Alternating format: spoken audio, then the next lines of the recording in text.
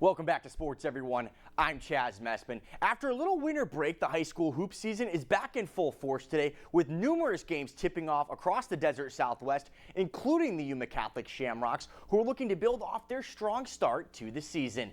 The Shamrocks entering tonight at 5-1 in the regular season as they welcomed in the 3-2 Sabino Sabercats to Carroll McElhaney Odin Gym. Second quarter, YC up 2. Max Orozco finds a wide open Thomas Craze who drills the triple to extend the Rock lead to 5.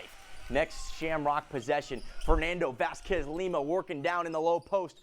How about this? He shoots over a Sabercat and gets it to go for 2. Shortly after, Lucky Patney dumps it down low to Vasquez Lima, who banks that one in for yet another Y-Ski basket, and he is flexing because the Rocks are on an 8-point run. Up the other end, Josh Curtis, corner 3, finally good to stop the YC run. That one will rattle in. Later in the quarter, Patney, little stop-and-go move before he finishes that one off the glass and in.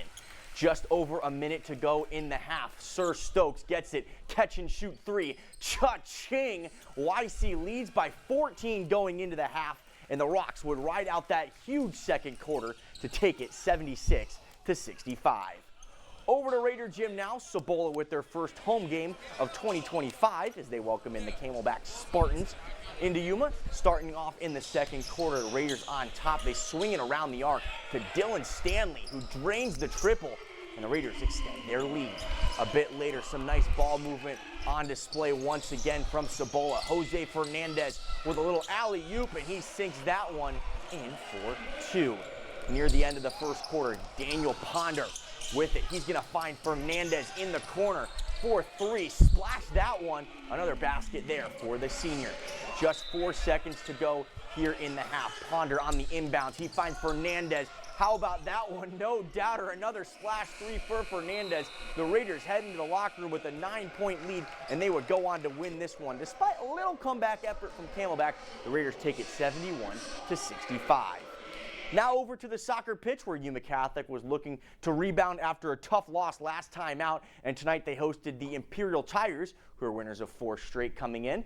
Second half tied at 2. Jonathan Cruz's cross is deflected towards Enrique Guerra, whose shot bounces off the post, but it's safely into the arms of Juan Olmos. A few minutes later, Jean Lagarde on the free kick. His shot is punched into the air. Van Winburn on the rebound, but he heads that one wide. A missed opportunity for YC. The Tigers would go right up the pitch. Armando Alvarez on the 1-2. He squares it across the box, but Guerra skies that one way over the bar. And we're still tied at 2-2. 67th minute, Lagarda dances past the Tiger defender. He lays it for Hector Soto. Shot saved. Lagarda is there on cleanup duty, and he finds the back of the net to give the Shamrocks the 3-2 lead. Yuma Catholic would add another one, and despite a late goal from the Tigers, the Shamrocks hang on to win 4-3. Now over to some hoops out-of-town scores. The Yuma Criminals took down Desert Sunrise 92 to 61. 25 points for Elmer Emerson, and a big night for Nick Amador. 20 points, 10 assists on his return from injury. The Kofa Kings still looking for their first win of the season after a tough 51-49 loss to Skyline.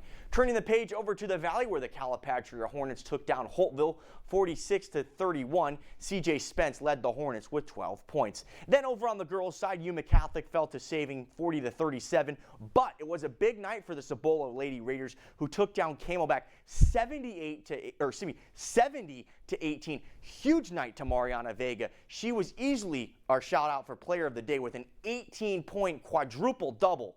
Yeah, big night for her and the Lady Raiders. But anyway, that is all we have time for in sports.